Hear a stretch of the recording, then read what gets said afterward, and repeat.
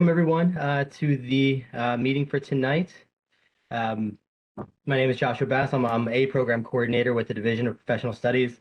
I wanted to welcome you to the Entrepreneurship, Innovation, and Leadership Open House. I wish to remind everyone there's going to be a special raffle at the end of the open house, at the end of the presentations, but before the Q&A period. And you'll need to be present in order to be part of the live drawing to be eligible to win. So with that said, I'll turn it over to the graduate program director, Gib Mason. So welcome tonight, Entrepreneurship, Innovation, and Leadership. So, how did we get here, right? Why is this even a program at UMBC?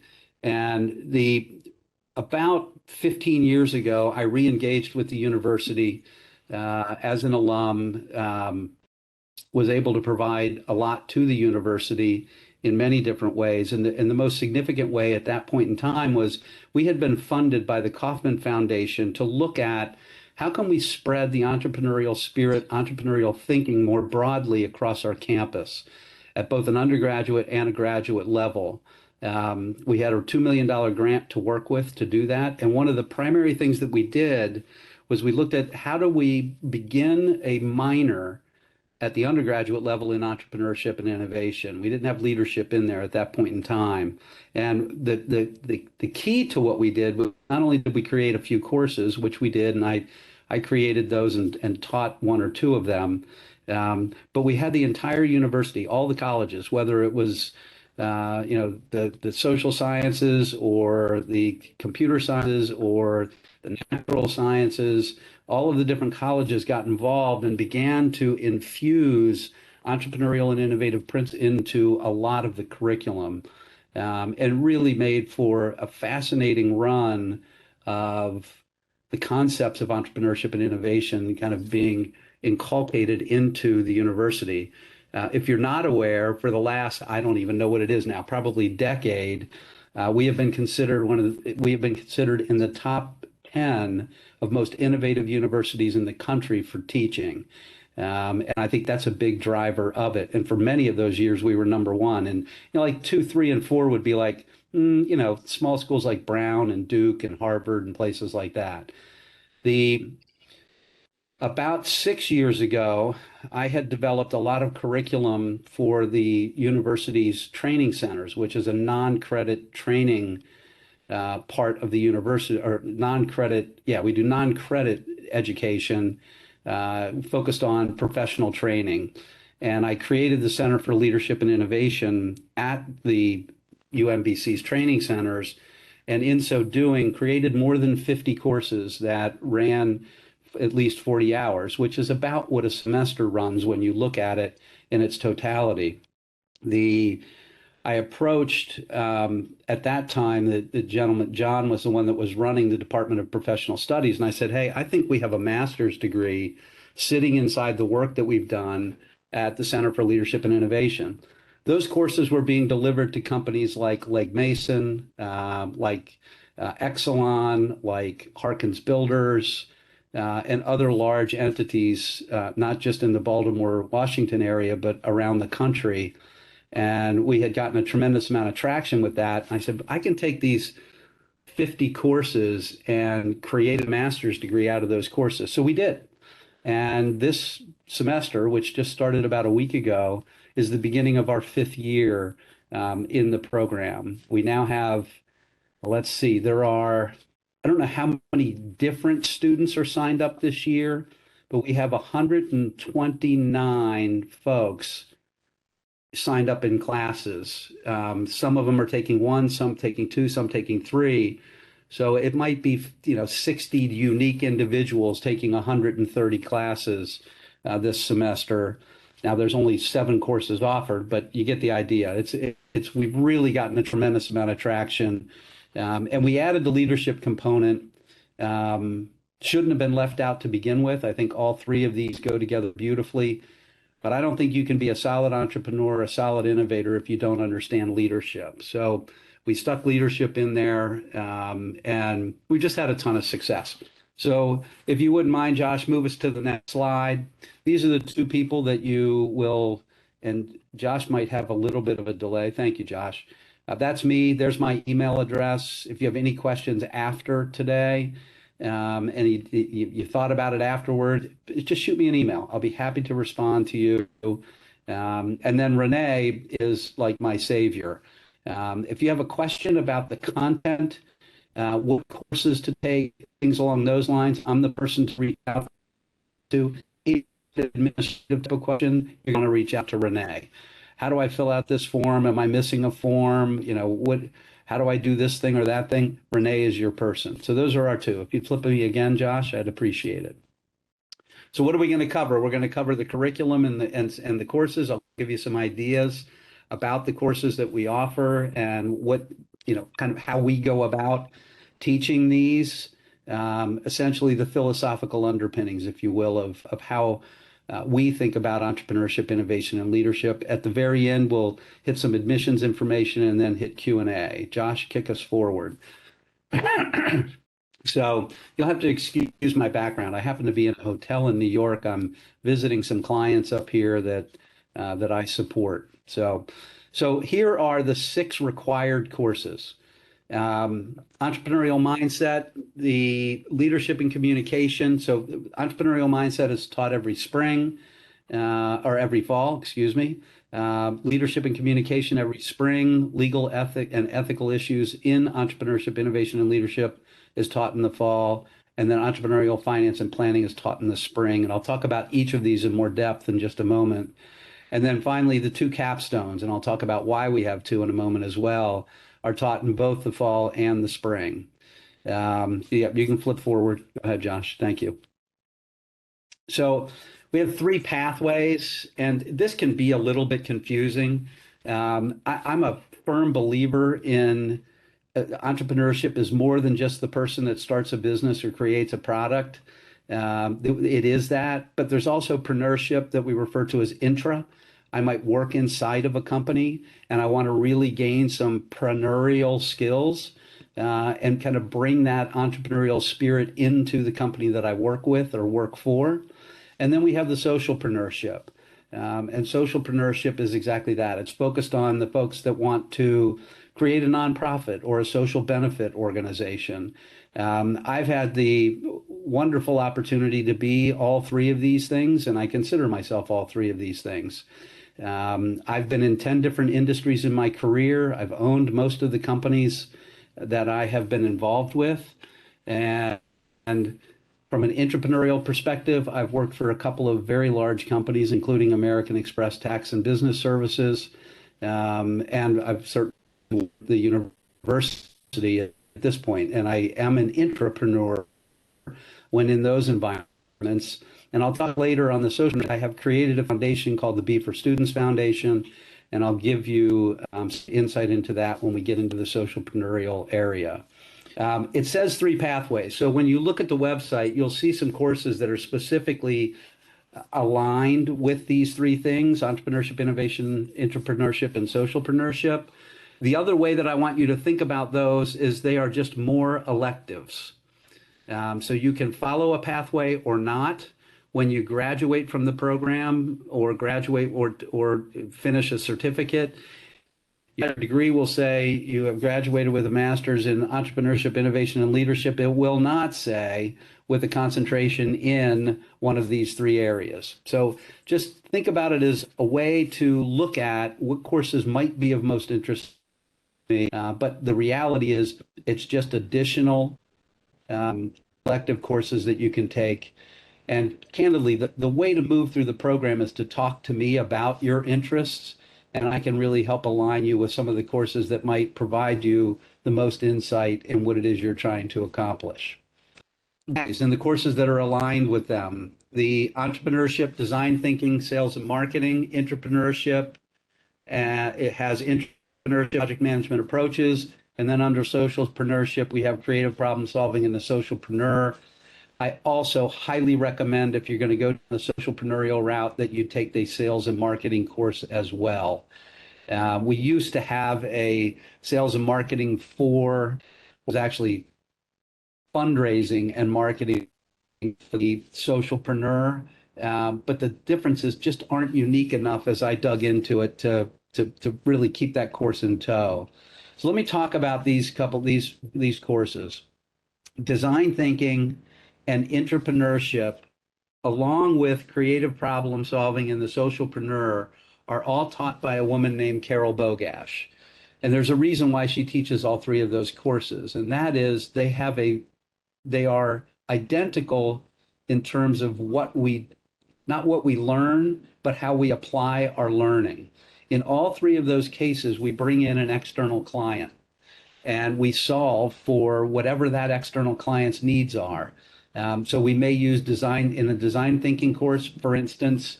Actually, one of the times that I taught design thinking, we leveraged a company called Shapiro, which is a company that I sit on the board of. They're a very large importer, international importer and exporter. They have offices in the United States and talent in different ports around the world, China, Vietnam, and other places in Indonesia. We took on a project there where we focused on the 100 employees that they had in their offices here in Baltimore. How can we enhance the employee experience? That was the question. How can we enhance the employee experience? So over the course of a semester, the students met with, out of the 100 employees, actually like 98 employees, we met with about 85 of them face to face, some of them, many of them in groups, in focus groups, practicing different types of design thinking elements, whether it was journey mapping or brain mapping or coming up with the different, what word am I looking for? The different profiles of their customers. And so we were able to leverage all of we were learning in design thinking against a client. And when we have that opportunity to do it against a client, it just makes for a much richer environment. The learning is deepened. And I'll come back to how we deepen the learnings in the other courses in a few minutes. So whether I'm doing it in design thinking, creative problem solving, and the socialpreneur, I don't know if any of you are familiar with the coffee shop that's in Arbutus called Okamoka. That coffee shop was one of the creative problem solving and socialpreneur class when I taught it. We've also worked significantly with United Way of Central Maryland. One of the really unique experiences was we had the opportunity to tackle a problem that's referred to as ALICE. And ALICE is an acronym for Asset Limited, Income Constrained, Employed. So a person that is ALICE is asset limited, they're income constrained, they don't make a lot of money, but they are employed. And the big challenge for Alice is, so Alice shows up at the office one day and his or her boss walks up to them and says, I'd love to give you a promotion and a raise.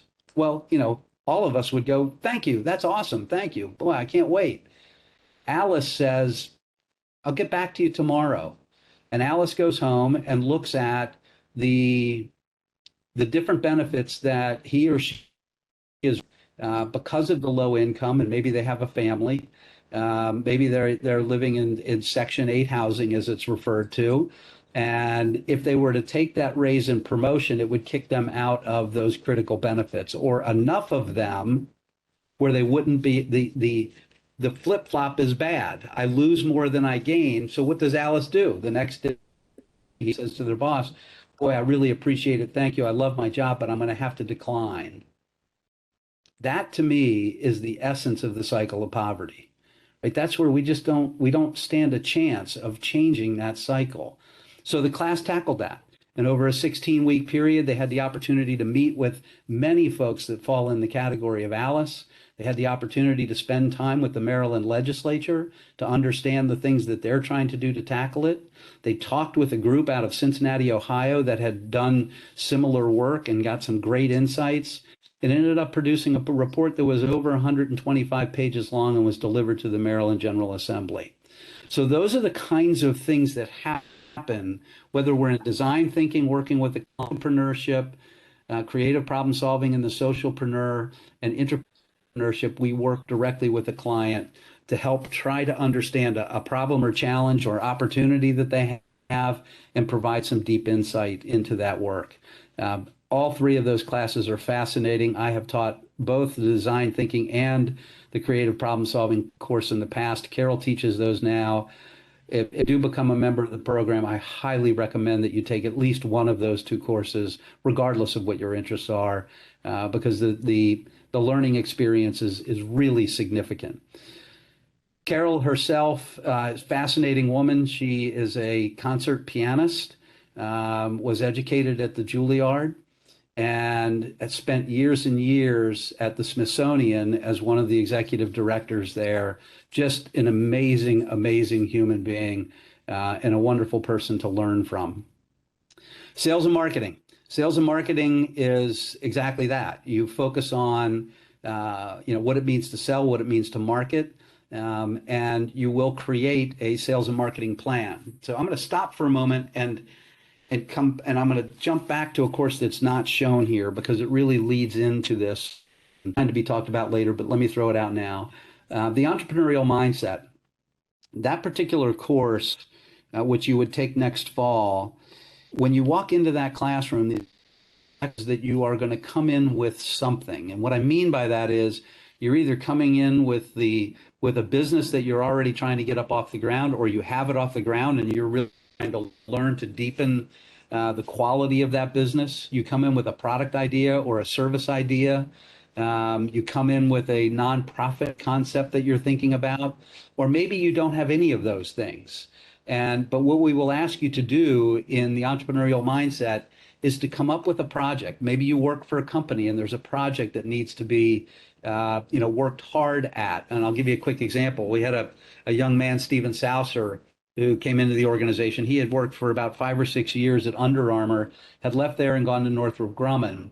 He was a supply chain guy. And when he got to Northrop Grumman, he noticed that there were elements of the supply chain that he felt they could do a lot better. He brought that project into our learning, into the EIL program, and over the course of 2 years, fully developed that project. Ended up getting 2 promotions during that time, and a big piece of that was because of the work that he had done on that project. So you don't need to walk in the door with something, but when you get into the entrepreneurial mindset, you will have thought about something that you want to work on, whether you brought it with you or you've developed it there. So when you get into any of these other classes, design thinking, entrepreneurship, creative problem solving, sales and marketing, any of them, you're going to carry that project through learning. You will be asked, how does this apply to the work that you're doing on that project? In the design thinking, in the 3 courses that I described a little bit earlier, you will really focus on the client, but you'll also tie your learning into your project, which will then show up in your capstone at the end of the program when you take the capstone. So sales and marketing is exactly that. It's an opportunity to really out, and Jeremy's an instructor, and he is one of the most dynamic, energetic human beings that I have ever been around. I had the opportunity to hire him, I don't know, maybe 15 years ago into one of my companies. Just an amazing, amazing guy. And he will step you through not just the normal things that you might think about for sales and marketing. He's got a lot of very dynamic and unique ideas to share with you about how to think about your business differently from a sales standpoint. And by the way, if you're a nonprofit, you're still selling. You're selling to get the dollars through the door. You're selling to get the people that you're trying to service through the door. You're selling to get people to volunteer. I mean, I oftentimes run into folks that are interested in nonprofits, and they don't look at it through the lens of a business. It's a business. Now it's a nonprofit. It's for social benefit. Fantastic. I want you to be so successful that you get to continue to serve all the people that you're trying to serve. But too often, folks walk into that nonprofit environment and just believe it's the doing good that I'm doing that matters. It does. But without the financial resources to continue doing it, it doesn't matter that much, right? So we spend some time in the sales and marketing area. Project management approaches is taught by John Fitzpatrick. This is a great class, regardless of what you're doing. If you're not a project manager or don't really understand kind of the drivers behind running a project, the classic project management approach is what we refer to as waterfall. It's been around forever. It is a perfectly good approach to project management, but it's very old school, it's slow, it's not very agile. So he will talk a bit about that, but he'll really dive into concepts around agile, around lean, around mode two, just several different ways, several different ways to think about how do you best manage a project in the environment that you're in. And he'll step you through all of that over the course of the semester. Another really fascinating class.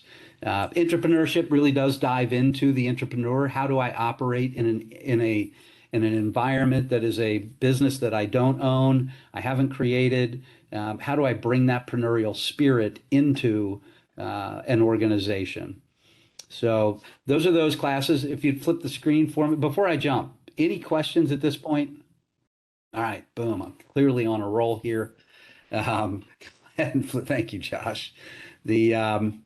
So again, all the classes that I just talked about are electives. You can think about it through the lens of pathways or just think about it through the lens of electives. So here we go. We've got 4 other courses here. Decision making and negotiation. It's right now considered a special topic. One of the things that we've been doing each summer is reaching out to the students during the spring saying, what do you want to learn that we're not teaching? Right? What's your interest that we're not bringing you? And out of that, making a negotiation, product development and commercialization, source secure and service partnerships are 3 things that have been driven out of you, the students, deciding what you want to learn that we created courses for. And they've replaced some other courses that just weren't getting a lot of traction. Well, why weren't they getting a lot of traction? You weren't interested in it. I was interested in making the course. You weren't interested in taking it. So, when you have innovation as your middle name, that's what you do. You innovate. You think about things differently. So these 4 courses are electives along with the other 5. So we have a total of 9 electives, of which you'll take 5 of those. So decision making and negotiation, it is exactly what it says that it is. It is about how do we go about making decisions. There's a whole new field of study that's come out in the last 20, 25 years called behavioral economics, and it really deals with this and what is it that drives our decision making. And one of the books that you will likely find in there is a book called Predictably Irrational by Dan Ariely. And it is what the title says, right? We are predictably irrational when it comes to a lot of our decisions, especially when it comes to economic decisions. So John Fitzpatrick will step you through decision making and what it means to negotiate, how to negotiate in a win-win environment that's not win-lose. You'll learn things about one of the classics is what we refer to as the mythical fixed pie. So I go into a negotiation and I've got a 9-inch pie.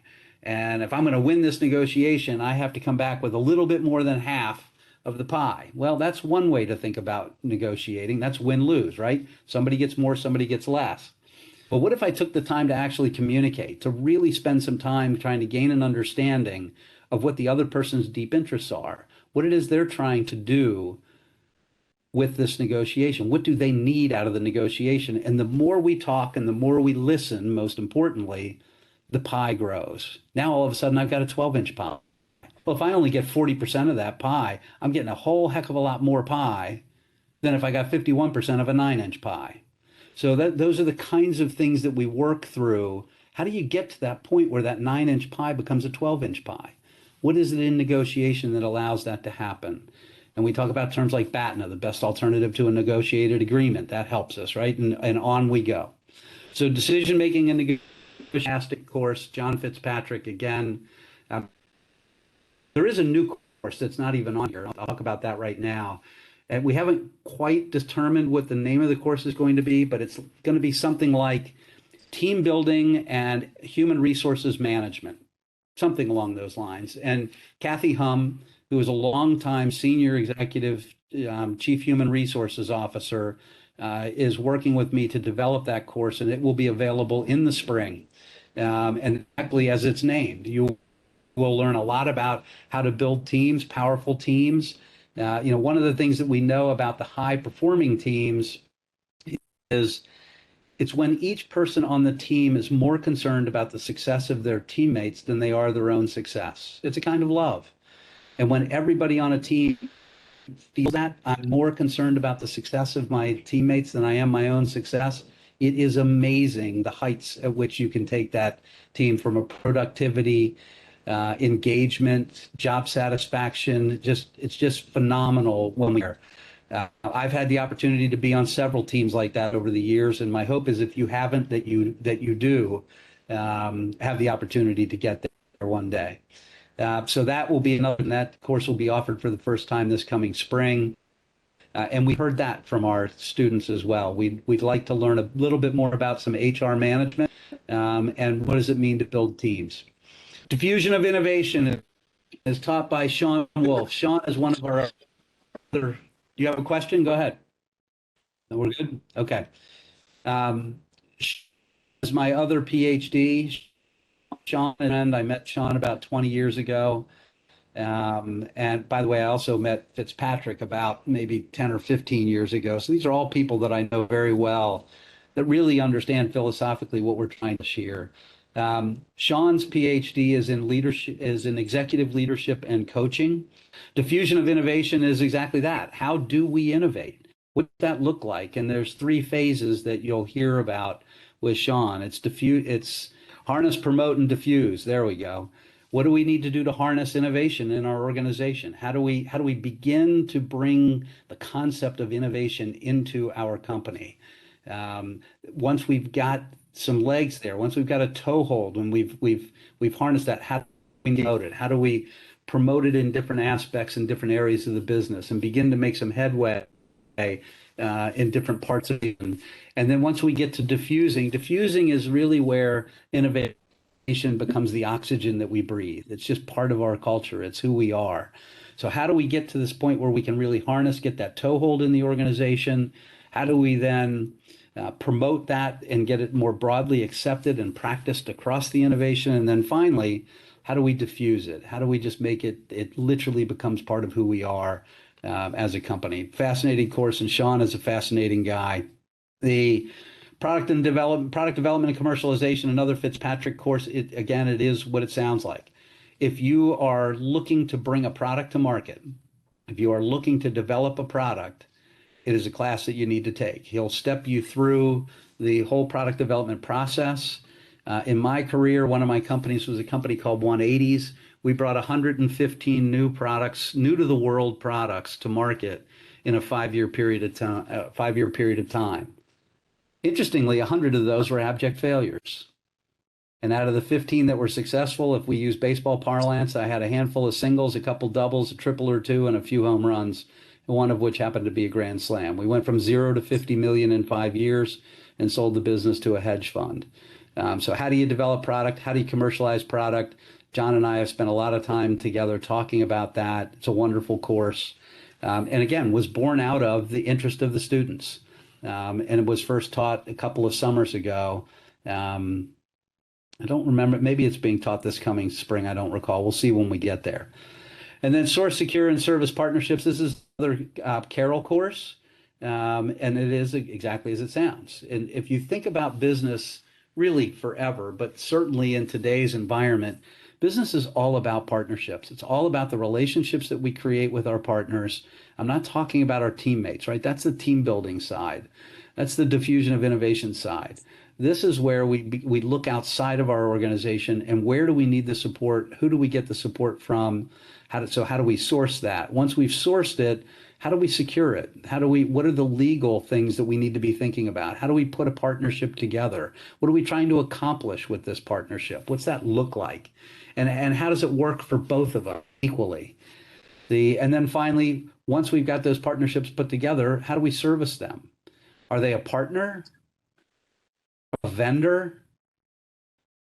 Well, if they're a vendor, they're not really a partner, in my view. I've always believed that we should treat our partners like we treat our teammates. And if you treat your partners like you treat your teammates, then you get a whole different level of service, a whole different level of relationship. And Carol will take you through that. Josh, if you can flip before. So 601, I talked a little bit about this earlier, the entrepreneurial mindset. This is where you gain an understanding of the mindset of an entrepreneur, what that looks like and feels like. The, there, in my mind, there are two different kind of ways to think about this, and whether it's a nonprofit or for-profit, or if you're in an organization. And this is very simply put. I'm either creating a lifestyle business or I'm creating what I refer to business of meaning. And it doesn't mean that a lifestyle business doesn't have meaning, so don't get me wrong. The lifestyle business is a business that I create that provides me with the income that I need, usually only has, a handful of people in the business, income that I need to live the lifestyle that I want to live. Oftentimes in lifestyle businesses, you bust your ass, 14 hours a day, 7 days a week. But oftentimes in lifestyle businesses, it's not that, because that's not the lifestyle you're signing up for. Create a lifestyle business. I want to be able to, cut out at 3 o'clock on Wednesday and Friday so I can go play 9 holes of golf. I don't want to work the weekends. And I've created a business that provides me with the income that I need, and he puts me in the lifestyle that I'm interested in. The business of meaning is the business that it transcends you. You develop a business beyond a point where you really matter. You no longer, you're important. Ultimately, the business can change hands. It can move from you to the generation that you've helped grow in the business. It can be sold to another entity or another individual to take that business and continue to build it. I've never put together a lifestyle business. I'll be honest about that. Every business that I've ever built was designed to last long beyond me. I fired myself from a couple of my own businesses because I believed that there were people in place that could do the work of maintaining and growing the business better than I could. From a personal standpoint, I am exceptional at getting businesses ideating, getting the ideas together, finding the right people to make it move and get it moving, but very fast. You heard me say, we took one company from 0 to 50 million in 5 years. I did a turnaround in another organization where we went from 23 to 52 million in 2 years. I'm really good at that. I suck at pretty much everything else. So when it comes to maintaining a business, you don't want me maintaining your business. I'm not the right guy. So a big part of the entrepreneurial mindset and the leadership and communication course, which I'll talk about in a minute, is helping you gain an understanding of who you are and what it is you're trying to accomplish and what you're willing to put into it to accomplish that. So, I'm a 63-year-old man that's been through 10 industries.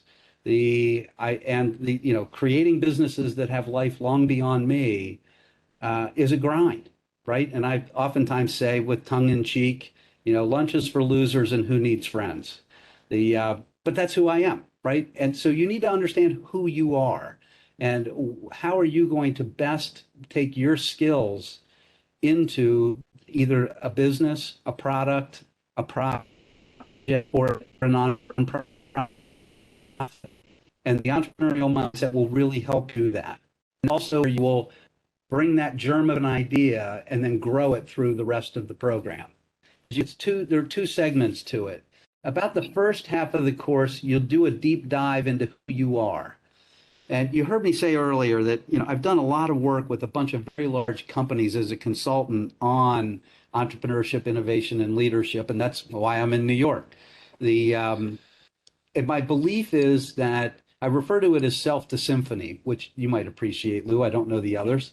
The concept of self, I can't really drive an organization. I can't conduct a symphony until I understand myself. So the first half of this class, you'll do an emotional intelligence assessment and gain a real insight into how you operate emotionally. There's 16 different elements to emotional intelligence. You'll touch on all of them. You'll understand where you have great strength and you'll understand where you have not such great strength.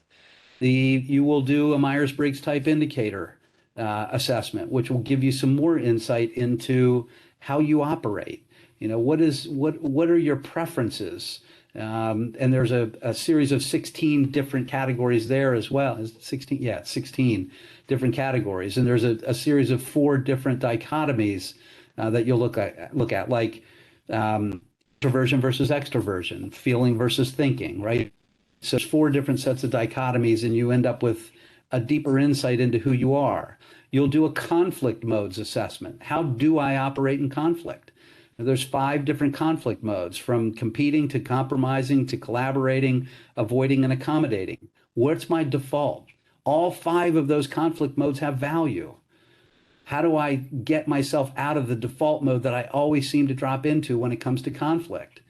Because there are times when avoiding conflict's the right thing to do. I'm about ready to go into a meeting and I know the other person is fully prepared and I don't have all my arrows in my quiver. I'm going to avoid that meeting like the plague, right? I don't want to get into that conflict at that point in time. I'm not going to be any good. I'm going to get my butt whooped if I do that, right? There are times to accommodate. I think I have a better idea, but this person that I've been working with, I'm growing them. They're learning, they're developing like crazy. I'd love for them to be the one that makes the decision here. I don't think it's the perfect decision, but who cares? It's a decision that they've made that they can pursue. So you'll learn really deeply about who you are. One word on the first half of this class. The people that are willing to show up in this course vulnerable, and we oftentimes think about leadership as, boy, if I show up vulnerable, then that's not leadership. That is exactly leadership. The more willing to be, the more open you're willing to be with where where you can nail it and where you fall short. The more you learn about yourself and the more you allow your team to recognize that you don't have all the answers, right? None of us is as smart as all of us. And for those of us that think we're smarter than everybody, you've got something to learn. Phenomenal course. The back half of it is all about communications. How do we maximize our communications? How do we do it with clarity, succinctness? What are the different ways that we communicate? There's influence shows up in here. There's actually a whole influence assessment that you'll do as well. There's 9 different influence strategies. Which ones do I tend to default to? I need to understand all of them because they each have value. How do I leverage them? So this course in the entrepreneurial mindset really provides you with a lot of insight into who you are, force you to think about who you are, what it is you're trying to accomplish, and what you're willing to give. Right? What you're willing to give, what are you willing to give up to be that entrepreneur, that social entrepreneur, that entrepreneur? Legal and ethical issues. And here's my one and only real professor. His name is Dan Jenkins. Phenomenal guy. He works in the philosophy department at UMBC. He and I had lengthy conversations about, what does it mean to be an entrepreneur and how do the legal and ethical issues show up here? Here's what you're not going to learn in this class. You are not going to learn how to set up the appropriate corporate structure for your entity, whatever that might be. That's not what we try to do here. We try to help you understand what kinds of challenges you will face from a legal perspective as an intra-socialpreneur and what kind of ethical issues you need to grapple with yourself. What are your values? And how are you going to bring those values to life? How are you going to manifest those values in the organization? And are they ethical? This is one of the few classes that I didn't write the curriculum for, and everybody teases me and says it's because I'm neither legal or ethical. I like to think I'm at least ethical. I don't know about the legal part. We can check on that. Great class. This class is the only course that has some asynchronous elements to it, where you will actually be doing some of the work on your own time and not during a particular class period. It's the only one that's structured that way. All right, entrepreneurial finance and planning. This is Jason Pappas. This is not an accounting course. This is not a finance course. This is a course that helps you understand that cash is king in entrepreneurial and socialpreneurial ventures. How to manage cash, how to understand cash. There is some work that you'll do with income statements and balance sheets. If you know your way around an Excel spreadsheet, you're fine. If you don't, highly, highly recommend that you get online. There's all kinds of free courses that can you up to just a moderate level of understanding of Excel. If you walk into the course with no understanding of Excel, you're going to struggle. But again, you're not going to do debits and credits. You're not going to do the Black-Scholes model for figuring out the value of a business. We're not going into that kind of depth. It's really more about how do I think about operating an organization from a cash flow standpoint? What does that look like? Some basic understanding of income statements and balance sheets, and most importantly, planning. How do I plan budget-wise for my business? How do I think about that? And a quick thought is everything takes twice as long and costs twice as much as whatever you think it's going to be when it comes to business. One of the other things that Jason does, and Jason hired me actually oh, I don't know, it was probably in the early 2000s to become the CEO of his company. So he and I go back a long way as well. He has spent the last decade as a private equity guy. He so deeply understands what it means to have your finances in order and plan for those finances in a meaningful way. He's also very much of a mindset guy, and you will get some of that leadership element with him. You'll see leadership and innovation and entrepreneurship in every course.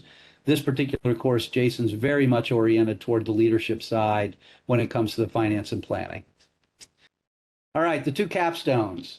So when I did my master's degree, it was a 54 credit degree. I wish they had 30 credit degrees back then, man. That would have made it a lot easier and cheaper for that matter. So the one thing that I found is when I got to the end, and by the way, I finished my graduate degree the same year my youngest son finished college, and I finished my undergraduate degree the same year my oldest son finished high school, and they're 15 years apart. So by the time I had finished my undergraduate degree, I was in my mid 30s and had already burned a couple businesses to the ground, figuratively, not literally, and had already had a significant success. But also recognized the value of education and knew that it would serve me well over time. And I always wanted to do what I'm doing with you right now, and that is teach. And I knew it would not only require an undergraduate degree, but a graduate degree to do that. So I pursued that. But when I was wrapping up my graduate degree, my 52nd, third, and fourth credit, I got to do the capstone. And I thought, this is insane. I just spent, I just did whatever, 17 courses. And now this last course, you're going to tell me to take all the stuff that I learned in the first 17 and put it together in a capstone. Why didn't you tell me this to begin with? Why didn't you tell me what you were looking for? So that's why there's two different capstone classes. I'm going to encourage you in your second semester in the program to take capstone one. And I'm the one that teaches the capstones. Take capstone one in your second semester. And when you come in, what that course is all about is it's about putting you in a position to understand what you should be pulling out of these classes and how to put it together in a meaningful way. You'll end up creating what we refer to as a product service plan. We could also call it a business plan. And by doing that early in your matriculation, you then go through the rest of your courses with a bit of a roadmap as the kind of things I need to be drawing out of my classes to help me get a better understanding, to really have something at the end that has real meat behind it. Capstone one's probably not worth a full credit in terms of the amount of work you do. It's not much, but it exposes you to what we're looking for at the end. Flip to capstone two for me, if you would, Josh. So interestingly, capstone one and capstone two are taught simultaneously. So you'll be in class when you're in the first capstone, you'll actually be in class with the folks that are in their final capstone. And what that does is it exposes you to where people have gone with their ideas and the depth of learning and understanding that they've been able to pull from the different coursework that they've done. You'll be able to see the kind of thinking, the things that are driving them, toward their outcomes. I'll give you a couple of examples. I'll just use first names. So Don decided that he was going to create a solar panel field in the middle of nowhere, Texas, because land was cheap and sun was readily available. And so he jumped into the coursework. And when he finished, not only had he laid out all the things that he needed to do to put this solar field together, but how to market it. And interestingly, it was in his mind, it was always a for-profit business. Don was a retired executive out of the SES, the Senior Executive Service in the government, and specifically in the military as a general. And so he had some capital to work with, not all the capital that he needed. But interestingly, as he went through the program, he took Carol's creative problem solving in the socialpreneur class and ultimately decided to make his business a nonprofit and take the additional energy that was created off of his solar fields and provide it in the Texas area to nonprofits at no charge, along with selling some of it so that he could have the kind of the cash flow that he would need to make that a consistent and ongoing business. Young woman created a health and wellness, yoga, meditation business in going through the program. She's been wildly successful in the work that she does. I mentioned Steve Saucer earlier. He actually ended up moving to Utah when Northrop Grumman won the contract to do one of the next space launches. And he's running the logistics for that. So just amazing the different things that have come out of this. I have one young man that was taking algae and trying to turn it into leather. I had another woman that was she had a bakery and it was successful, and how can I make it more successful? And she's expanded that bakery. I've had students that were athletes. We have a lot of athletes in our program. Had students that were athletes. One young lady from Uganda was figuring out how to ship shoes back to Uganda, athletic shoes for children, and was able to pull that off. So there's just a myriad of different ways that you can go. Capstone 1 sets you up to really begin to think about, how do I pull the pieces from these other courses in to support what it is I'm trying to develop, or the project that I'm working on in my company, the company that I'm working for. Capstone 2 takes that 13 element product service plan and you turn it into a 50+ page report, or a business plan, if you will, and that's the bulk of that work. So Capstone 1, you're watching what Capstone 2 does. You're seeing what a business model canvas looks like, and how it gets treated and how it evolves over time. You're seeing them deliver that final capstone presentation of where they're headed and what it is they've accomplished through the program and what they're going to do with that. So you really get a deep understanding in Capstone 1 of what it takes. And then Capstone 2 is all that I just described to you. And there I am, a professional designing this program for professionals. Always got a kick out of that slide. Probably not so funny to you, but for a 63-year-old man, I think that's damn funny. All right, flip the slide for me again. So let me you leave it where it is, but let me speak to that design by professionals for professionals. So I've mentioned to you that I've written virtually all the curriculum in the program. That is true. The reality is that curriculum gets turned over to the instructors, and I ask the instructors to make it theirs, to put the things in that are unique about them, teach the things that they find welling within the context of the philosophical underpinnings of what it is we're trying to accomplish. And they do that. I also require that no course ever gets taught the same way twice. We are innovators. We are entrepreneurs. We are innovators, and we are leaders. And if we aren't constantly changing and evolving, then we're not doing our very best work as an organization, or our very best work for you. Flexible schedules and catalog reach back just means wherever you start in the program, whatever the requirements are at the moment that you start in the program are the same requirements, even if they change over time. Flexible schedules. We run our courses Monday, Tuesday, Wednesday, and Thursdays. Almost all of the classes are taught from 6 to 8:45. I mentioned the one course that is taught with some asynchronous elements. All of the other courses, it's not true. All of Carol courses are fully online.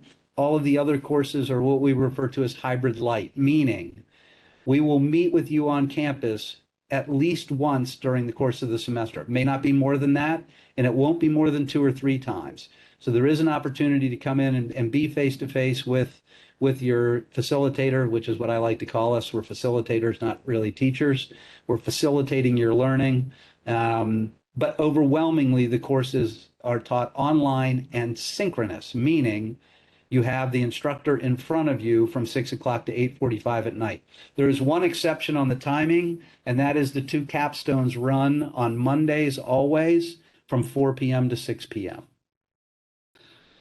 So there's important dates, right? Semester starts January 30th, ends May 24th, last day to drop February 10th, full academic calendar, blah, blah, blah. Flip the slide.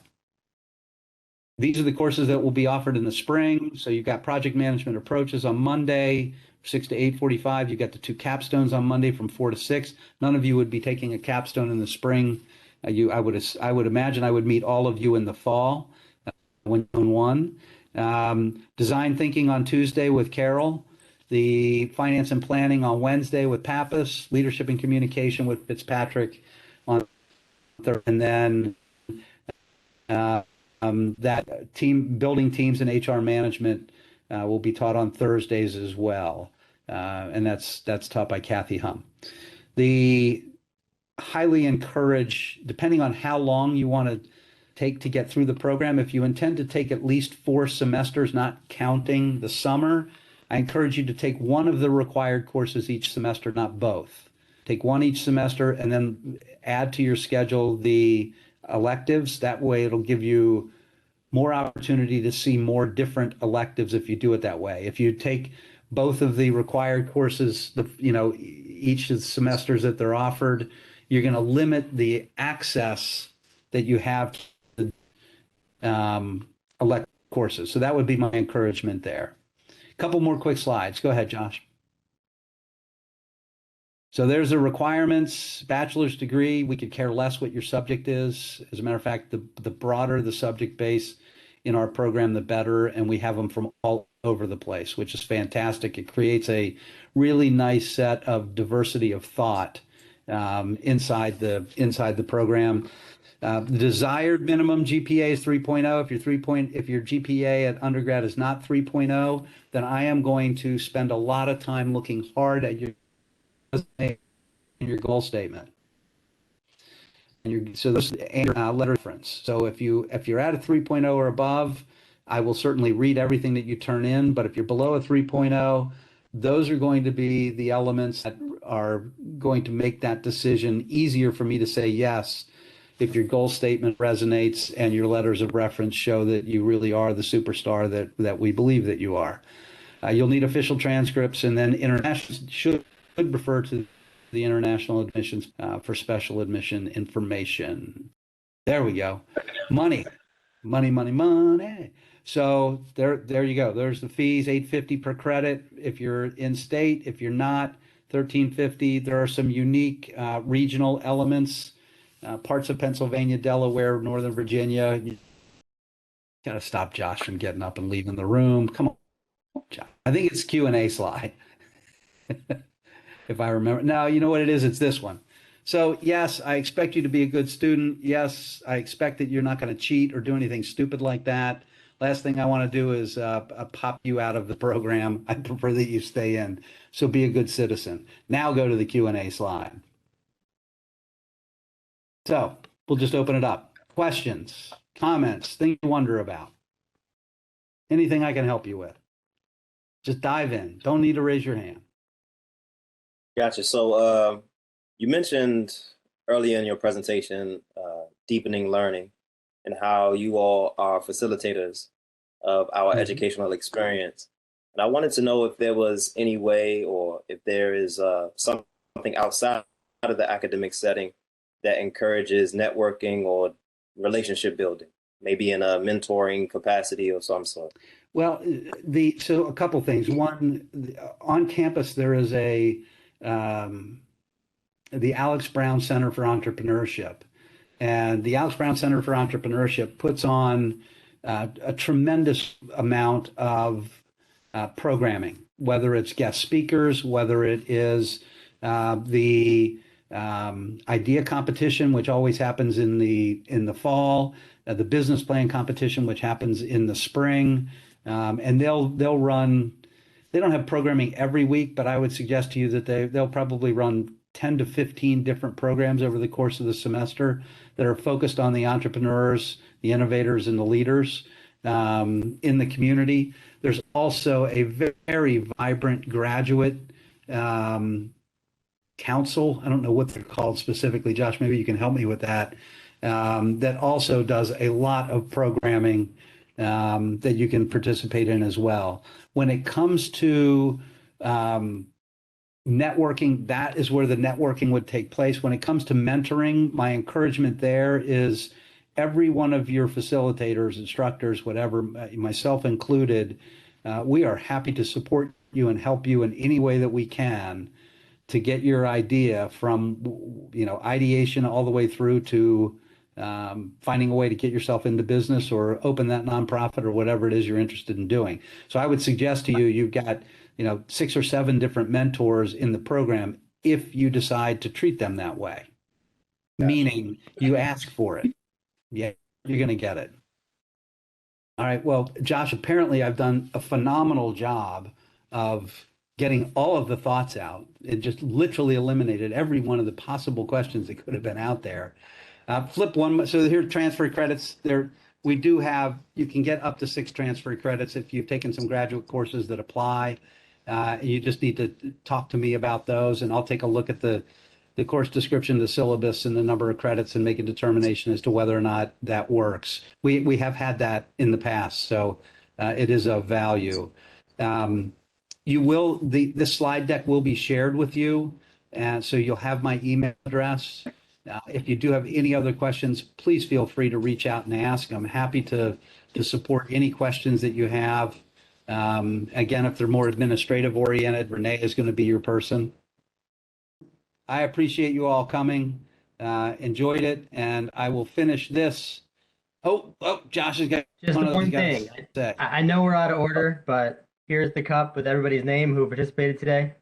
Good. And it's Syad. Syad? There we go. Yes. Just confirm you're here.